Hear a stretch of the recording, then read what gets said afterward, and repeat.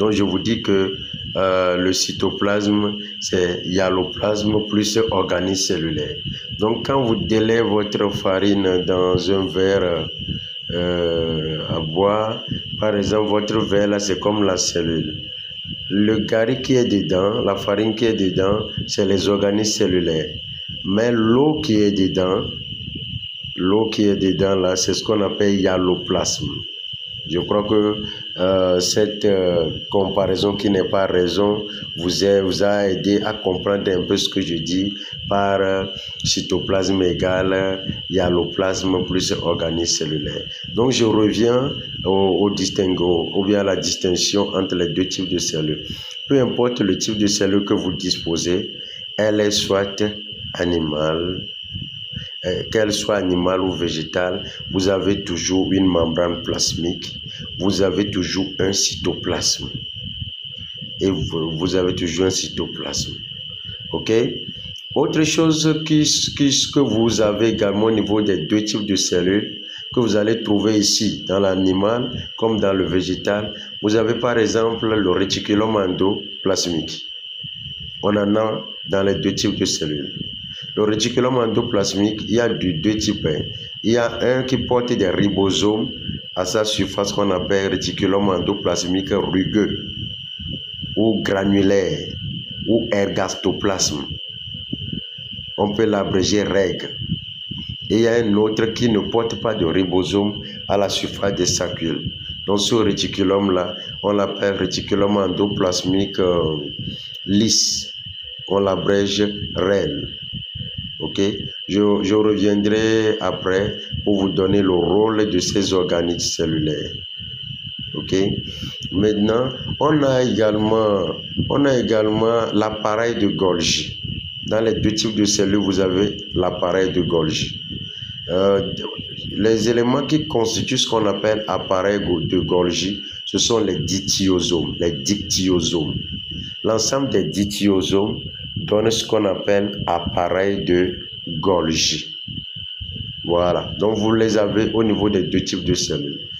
Vous avez l'autre chose également, vous avez les ribosomes. Les ribosomes, vous les avez également au niveau des deux types de cellules.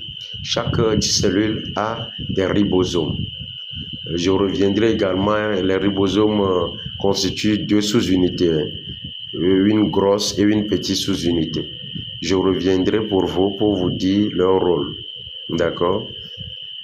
Maintenant, en dehors des ribosomes, vous avez les mitochondries, par exemple. Les mitochondries sont également des organismes cellulaires. Les mitochondries. Donc, les mitochondries, vous les avez au niveau des deux types de cellules. D'accord? Vous avez également si je peux parler ainsi, voilà. Qu'est-ce que nous avons encore? Voilà un peu les quelques points de ressemblance. Voilà un peu les quelques points de ressemblance. Maintenant, les points de dissemblance. Vous avez par exemple, au niveau de la cellule animale, vous avez d'autres organites qu'on appelle les vacuoles.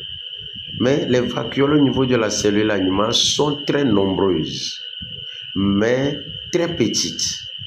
Vous voyez un peu, ça fait la différence.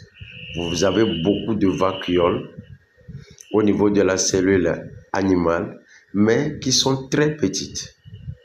Par contre, au niveau de la cellule végétale, vous avez de grosses vacuoles, mais qui sont rares, qui sont peu nombreuses. Vous avez de grosses vacuoles, mais qui sont peu nombreuses. Vous avez également, au niveau de la cellule animale, par exemple, vous avez un organique qu'on appelle le centrosome. Vous avez le centrosome. Vous comprenez? Vous avez le centrosome. Le centrosome, vous ne l'avez pas au niveau de la cellule végétale. C'est seulement au niveau de la cellule animale que vous avez le centrosome. Le centrosome va aider je reviendrai, ou bien je le dis en même temps, mais je peux y revenir, va aider dans la division cellulaire par exemple, en créant deux types de centrioles qui vont aider à former les astères et autres là. Voilà un peu. Je crois que vous comprenez.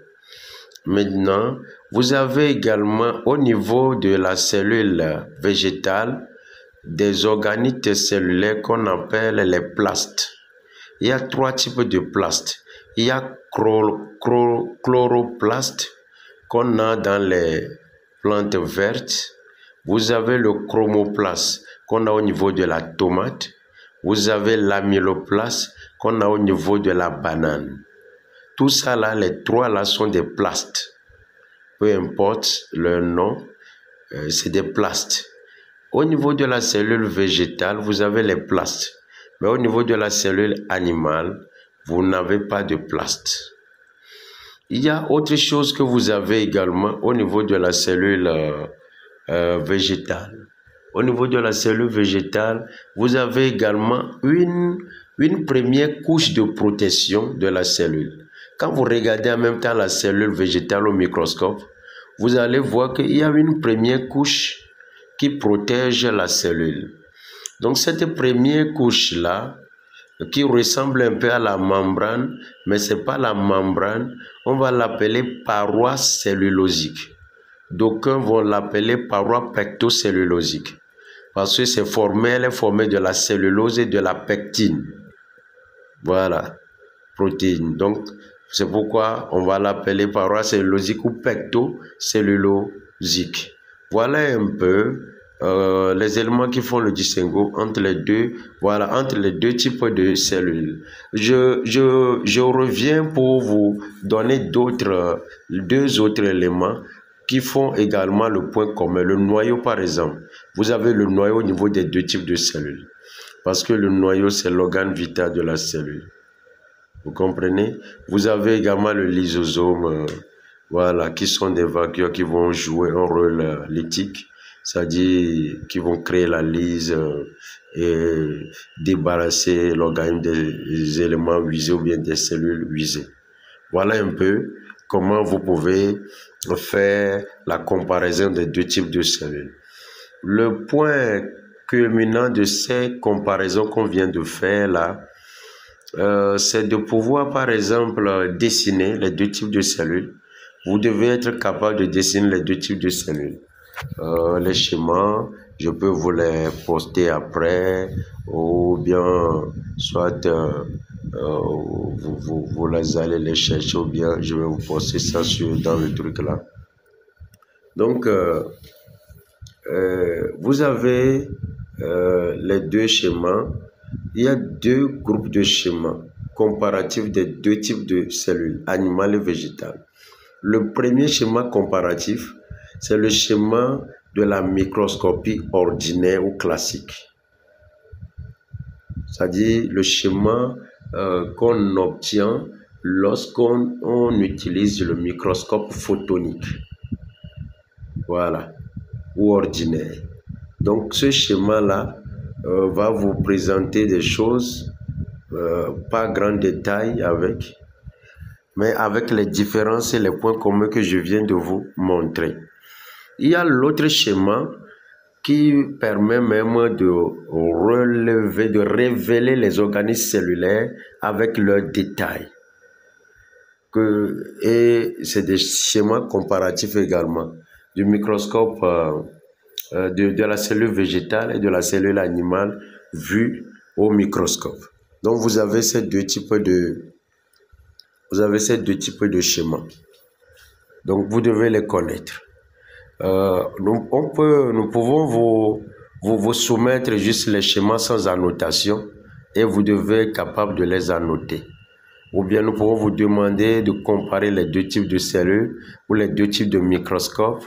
Voilà un peu. Ou de nous citer les organismes cellulaires. Par exemple, quand on vous demande de citer les organismes cellulaires, vous savez ce qu'il faut dire. Les organismes cellulaires, vous avez par exemple le noyau, vous avez le lysosome, vous avez les vacuoles, vous avez mitochondries, vous avez les plasmes, vous avez le ribosome, vous avez le réticulum endoplasmique, vous avez la